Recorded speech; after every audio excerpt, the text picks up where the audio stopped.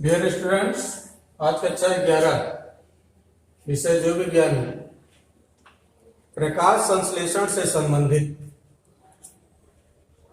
एक महत्वपूर्ण टॉपिक है फोटोफॉस्फोरिलेशन। फोटोफॉस्फोरिलेशन।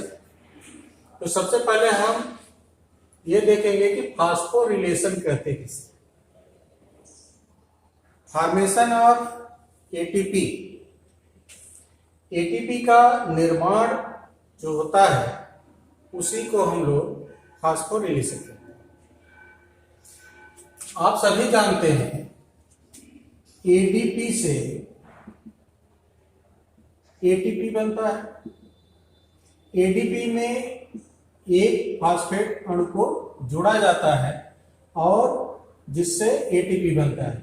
इसी अभिक्रिया को एडीपी से एटीपी का जो निर्माण होता है उसी को हम लोग फास्फोरिलेशन कहते हैं।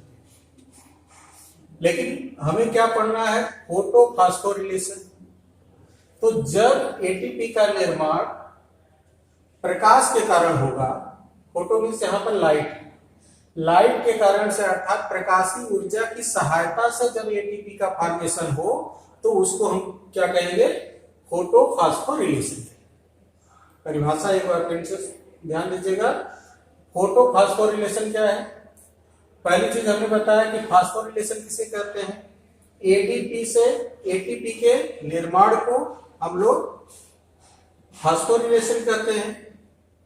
और जब एटीपी का फॉर्मेशन सनलाइट या सोलर एनर्जी की सहायता से होता है तब उसको हम लोग क्या कहेंगे?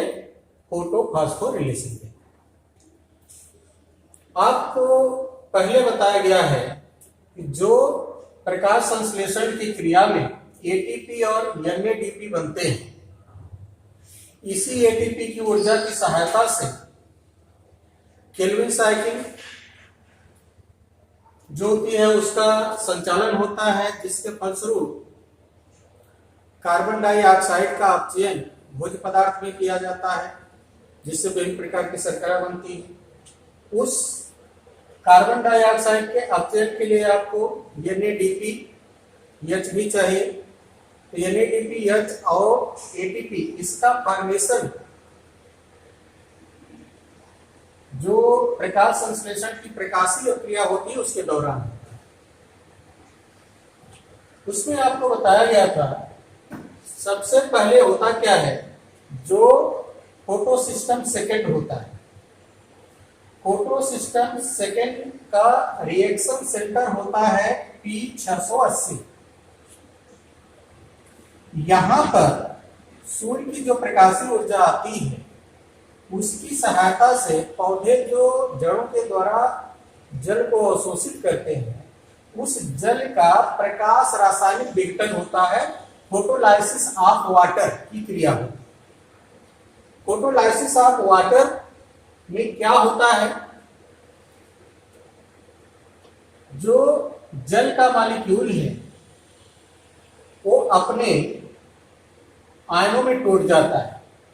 हाइड्रॉक्सिल आयन और हाइड्रोजन आयंस में विभक्त हो जाता है। जब सूर्य की प्रकाशीय ऊर्जा मिलती है यहाँ पर, तो यहाँ पर फोटोसिस्टम सेकेंड में क्या होगा? फोटोसिस्टम सेकेंड में प्रकाशीय ऊर्जा की सहायता से जल का प्रकाश रासायनिक विघटन किया जाता है। जब प्रकाश रासायनिक विघटन होगा जल का, तो जल का जो मॉलिक्यूल है वो क्या होगा?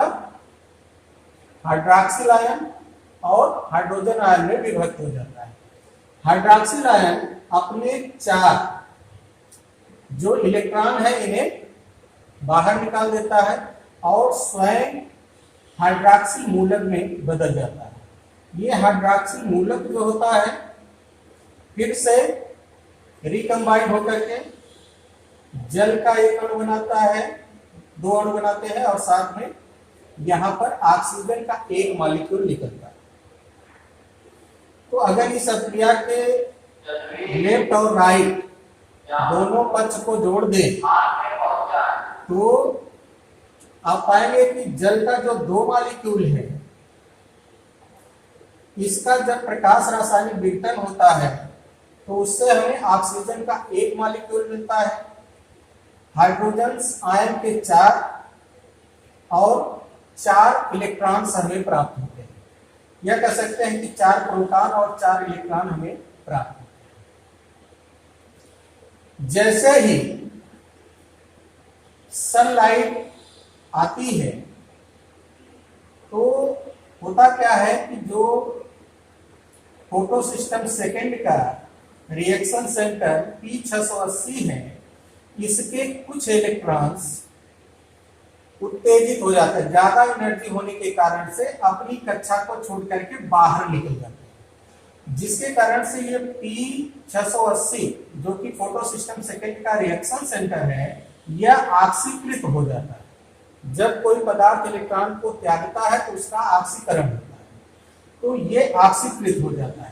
अब इधर फोटोलाइसिस ऑफ वाटर से जो इलेक्ट्रॉन प्राप्त हो रहे हैं, इसी इलेक्ट्रॉन को ये प्राप्त करके क्या हो जाता है, पुनः अपचयित हो जाता है, पुनः ये अपचयित हो जाएगा, उसी इलेक्ट्रॉन को प्राप्त कर। अब ये जो रिएक्शन सेंटर P680 से उत्तेजित इलेक्ट्रॉन है जो बाहर निकला है, ये कुछ इलेक्ट्रॉन ग्राही पदार्थों से होकर के आगे बढ़ता है, और इसमें सबसे पहले जो इलेक्ट्रॉन इस रिएक्शन सेंटर से बाहर आया है, तो उस इलेक्ट्रॉन को सबसे पहले ग्रहण करता है थियोफाइटिन। एक इलेक्ट्रॉन एक्सेप्टर होता है, यह थियोफाइटिन उस इलेक्ट्रॉन को ग्रहण कर लेता है। जैसे ही ये ग्रहण करता है तो ये क्या हो जाएगा, अपचयित हो जाता है। और इधर ये, क्योंकि इसने इलेक्ट्रॉन को बाहर निकाला है तो ये ऑक्सीकृत अवस्था में, ये पुनः अपचयित होने के लिए वाटर से के फोटोलाइसिस से निकले हुए इलेक्ट्रॉन को लेकर के अपचयित हो गया। लेकिन ये ग्रहण करने के कारण से ये अपचयित हो गया, तो इधर क्या है, थियोफाइटिन जब इलेक्ट्रॉन को ग्रहण करता है तो अपचयित हो जाता है, फिर ये इलेक्ट्रॉन को त्याग देता है और स्वयं ऑक्सीकृत हो जाता है। अब इस थियोफाइटिन से जब इलेक्ट्रॉन आगे बढ़ता है तो प्लास्टोक्विनोन A और प्लास्टोक्विनोन B पर आता है। इसके बाद यहां से ये इलेक्ट्रॉन साइटोक्रोम B6F कॉम्प्लेक्स पर चला जाता है। जिस समय प्लास्टोक्विनोन A एंड B से इलेक्ट्रॉन साइटोक्रोम B6F कॉम्प्लेक्स पर जाता है, उसी समय यहां पर कुछ एनर्जी मुक्त हो जाती है। जो एनर्जी यहां पे मुक्त हो रही है, उसी एनर्जी को एटीपी में संचित कर दिया जाता है। उसी समय उसी एनर्जी की सहायता से एडीपी में एक फास्फेट का अणु जोड़ करके एटीपी का निर्माण किया जाए, अर्थात यहीं पर फोटोफॉस्फोरिलेशन की क्रिया यहीं पर होती है, एटीपी का फॉर्मेशन हो जाता है।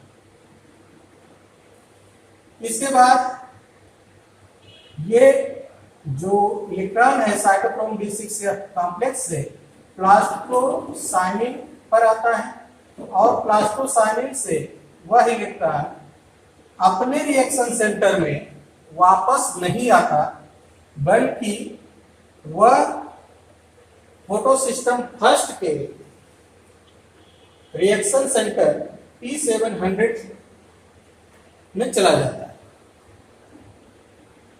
अब यहां पर देखें तो जो ये इलेक्ट्रॉन यहां से प्लास्टोसाइनिन से P700 में जा रहा है, तो P700 कब इलेक्ट्रॉन को ग्रहण करेगा, ये तब इलेक्ट्रॉन को ग्रहण करेगा जब ये स्वयं ऑक्सीकृत होगा, तभी ये इलेक्ट्रॉन को ग्रहण कर सकता है। तो इसके लिए जो सनलाइट आती है, उस सनलाइट की एनर्जी से जो फोटो सिस्टम फर्स्ट का रिएक्शन सेंटर P700 होता है, उसका इलेक्ट्रॉन यहां से अधिक ऊर्जा लेकर के बाहर निकल जाता है, जिससे जैसे ही इलेक्ट्रॉन इसका बाहर निकलता है तो ये P700 जो है वो ऑक्सीकृत हो जाता है। जब ये ऑक्सीकृत रहेगा तो प्लास्टोसाइनिन से वो इलेक्ट्रॉन को ग्रहण कर लेता है। इस प्रकार से जो प्लास्टोसाइनिन है वो रिएक्शन सेंटर वो फोटोसिस्टम सेकेंड और फोटोसिस्टम फर्स्ट को आपस में जोड़ने का कार्य करता है, अर्थात प्लग का कार्य करता है। अब यहां पर देखें, जो नॉन फोटोसिस्टम सेकेंड है इसे हम नॉन साइक्लिक फोटोफॉस्फोरिलेशन क्यों कहते हैं? क्योंकि यहां से जो इलेक्ट्रॉन बाहर निकला वो इलेक्ट्रॉन कभी भी अपने रिएक्शन सेंटर में वापस नहीं आ रहा है, ये साइकिल नहीं बन रही है। जब यहां से निकलने वाला इलेक्ट्रॉन फिर से इसी सेंटर में आ जाता तो हम साइक्लिक कहते हैं, लेकिन यहां पर नहीं आ रहा है, चक्र नहीं बन रहा है, इसी कारण से इसको हमने नॉन साइक्लिक फोटोफॉस्फोरिलेशन कहा। अब यहाँ पे देखिए, इस फोटोसिस्टम फर्स्ट में क्या होगा, जैसे ही P700 से, जो कि फोटोसिस्टम फर्स्ट का रिएक्शन सेंटर है, वो सनलाइट की एनर्जी की लेता है तो उत्तेजित अवस्था में आता है, इलेक्ट्रॉन को बाहर निकाल देता है। और जब ये इलेक्ट्रॉन बाहर निकलेगा तो ये भी कई इलेक्ट्रॉन ग्राही पदार्थों से होता हुआ आगे बढ़ता है। सबसे पहले मॉडिफाइड क्लोरोफिल ए के कुछ अणु होते हैं जिसे हम A0 और A1 का सांकेतिक नाम देते हैं। तो जो P700 से उत्सर्जित इलेक्ट्रॉन है वो सबसे पहले आता है A0 पर, फिर A1 पर आता है और फिर वहां से आता है ये iron sulphur protein. Iron sulphur protein से उससे फेरिडॉक्सिल या एफडी ग्रहण करता है। एफडी से वह इलेक्ट्रॉन फ्लेवोप्रोटीन पर जाता है। कब जाएगा, यही चीज यहां पर आपको देखिए, जब कोशिका के पास NADP प्लस रहेगा तभी ये इलेक्ट्रॉन फ्लेवोप्रोटीन के द्वारा आगे बढ़ेगा और फ्लेवोप्रोटीन से, या जिसे हम FNR कहते हैं, से वो इलेक्ट्रॉन आएगा NADP पर और यही समाप्त हो जाएगा।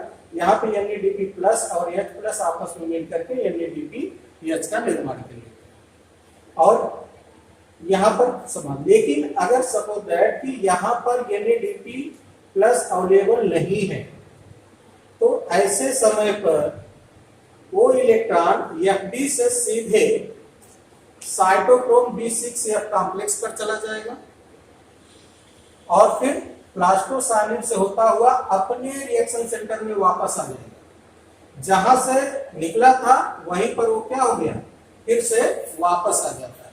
इसी कारण से, क्योंकि यहां पर भी जब FD से इलेक्ट्रॉन साइटोक्रोम B6F कॉम्प्लेक्स पर जाएगा तो उस समय ADP में एक इनऑर्गेनिक फॉस्फेट केवल को जोड़ करके ATP का निर्माण किया जाए। तो यहां पर भी फॉस्फोरिलेशन हो रहा है। तो क्योंकि इसका इलेक्ट्रॉन अपने ही रिएक्शन सेंटर में वापस आ गया, यहां से चला ऐसे और फिर इस तरीके से होता हुआ वापस आ गया। इस कारण से फोटोसिस्टम फर्स्ट जो होता है इसमें साइक्लिक फोटोफॉस्फोरिलेशन होता है, अर्थात ये चक्रीय फॉस्फोरिलेशन है।